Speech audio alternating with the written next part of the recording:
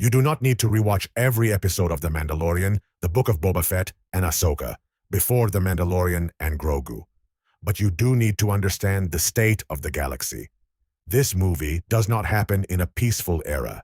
It happens after the Empire has fallen, but before the First Order has risen. The galaxy is unstable, the New Republic is weak, Mandalore is trying to rebuild, and Grogu may be far more important than he appears. So before The Mandalorian and Grogu, here are 10 essential Star Wars lore facts you need to know. 1. The Empire did not disappear. The biggest mistake people make about this era is thinking the Empire is gone. After Return of the Jedi, Palpatine is dead, Vader is gone, and the second Death Star is destroyed. But the Empire itself does not vanish. It fractures. Imperial officers, governors, scientists, and soldiers scatter across the galaxy. Some surrender, but others hide, regroup, and continue operating in secret. That is why villains like Moff Gideon are so dangerous. They are not leading the full Empire anymore. They are leading pieces of it. And those pieces are harder to track. The galaxy thinks the war is over. But the Empire's ideology survived. 2. The New Republic created a power vacuum. The New Republic replaced the Empire, but it has a major weakness. It is afraid of becoming too powerful. Because the Old Republic was transformed into the Empire, the New Republic tries to avoid centralizing too much authority. It reduces military power, avoids aggressive expansion, and gives planets more independence. That sounds noble, but it creates a dangerous power vacuum. In the Outer Rim, law and order are still weak. Pirates, smugglers, mercenaries, and Imperial remnants operate in places the New Republic cannot properly control. That is why bounty hunters like Din Djarin still matter. The New Republic may rule the galaxy on paper, but in many places, survival still depends on whoever has the strongest armor and the fastest blaster. 3. Moff Gideon was only one part of a larger threat. Moff Gideon was defeated, but he was never the whole problem. He was one piece of a larger Imperial network. Gideon was not just trying to rebuild stormtroopers and star destroyers. He wanted something more advanced.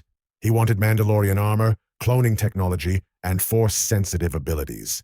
That is why Grogu was so important to him. Grogu was not just a prisoner. He was part of an experiment. And Gideon's work suggests that the Imperial remnants were not simply trying to bring back the old Empire. They were trying to create something new, something stronger, something unnatural. So even if Gideon is gone, the larger question remains: who else was working on these experiments? 4. Grogu's blood made him valuable. Grogu is not important only because he is cute. Inside the story, he is important because he is rare. Grogu is Force-sensitive. He was trained at the Jedi Temple before Order 66. He survived the fall of the Jedi and remained hidden for decades. To Din Djarin, Grogu is his foundling. But to the Empire, Grogu is a resource.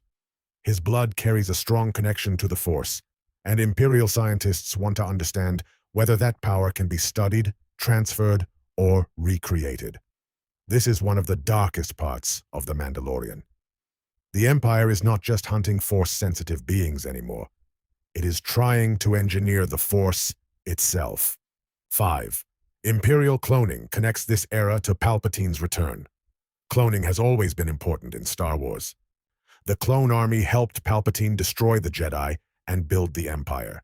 But after the original trilogy, cloning becomes even darker. It is no longer just about creating soldiers.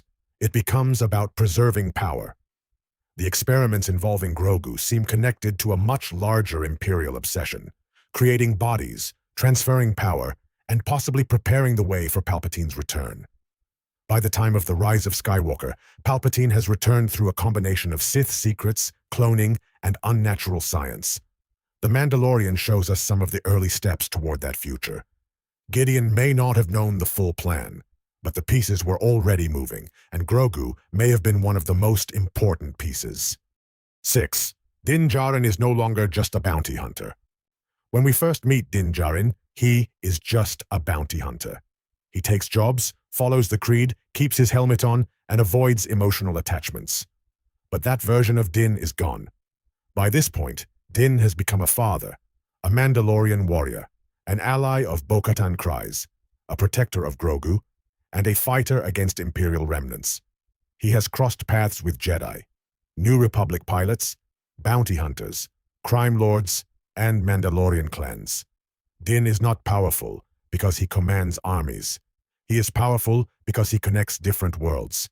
He is no longer just surviving in the galaxy. He is shaping it.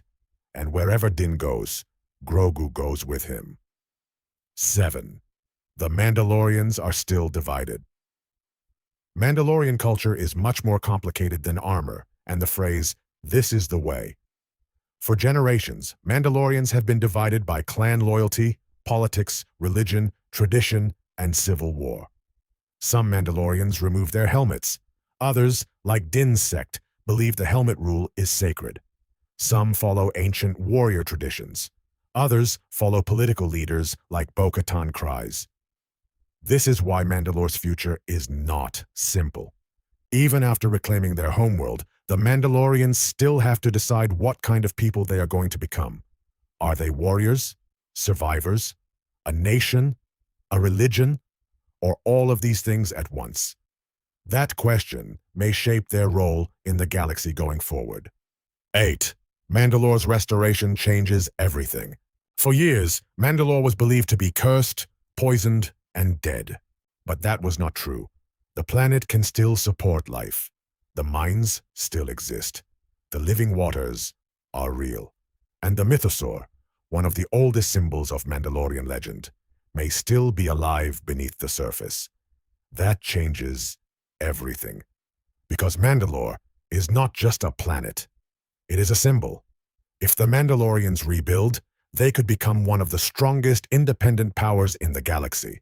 That could make them allies of the New Republic, or rivals, or targets. A united Mandalore would be a major force, especially in a galaxy where the New Republic is weak and the Imperial remnants are hiding. Din and Grogu are now connected to that future. 9. The Jedi are still almost mythical. Luke Skywalker has started rebuilding the Jedi, but the Jedi Order is still far from restored. There is no great Jedi Council, no army of Jedi Knights, no massive temple full of students. For most people, the Jedi are still legends from a fallen age. That makes Grogu's position unique. He is not just a new student, he is a survivor of the old Jedi Order. He lived through Order 66, trained under the Jedi, and then chose to return to Din Djarin instead of continuing with Luke. That choice matters. Grogu is not only Jedi, he is also Mandalorian. And historically, Jedi and Mandalorians have had a complicated relationship, often as enemies. Grogu may represent something rare, a future that combines both legacies, the Force and the Creed, the Jedi and Mandalore. 10. This movie could bridge the original trilogy and the sequels. The most important thing about this era is where it sits in the timeline. It happens after the Empire's defeat, but before the rise of the First Order. That means these stories can explain how the galaxy goes from victory in Return of the Jedi to disaster in the sequel trilogy. The Empire survives in fragments. The New Republic underestimates the threat. Imperial science continues in secret. Cloning experiments move forward. The First Order begins forming in the shadows, and Grogu may be connected to one of the darkest mysteries of all, how Palpatine eventually returns. That is why The Mandalorian and Grogu could be more than a standalone adventure. It could become one of the key stories that connects the original trilogy to the sequels. So before The Mandalorian and Grogu, remember this. The galaxy is not at peace. The Empire is broken, but still alive. The New Republic is powerful, but blind. Mandalore has returned, but its future is uncertain. The Jedi are rising, but barely. And Grogu may be far more important than anyone realizes. Din Djarin began as a bounty hunter protecting one child, but in Star Wars, protecting one child can change the fate of the galaxy. So what do you think? Will the Mandalorian and Grogu focus on Din and Grogu's personal journey, or will it reveal more about the Imperial remnants, cloning, and the rise of the First Order? Tell me your thoughts in the comments. And subscribe for more Star Wars lore beyond the movies and TV series. This is the way.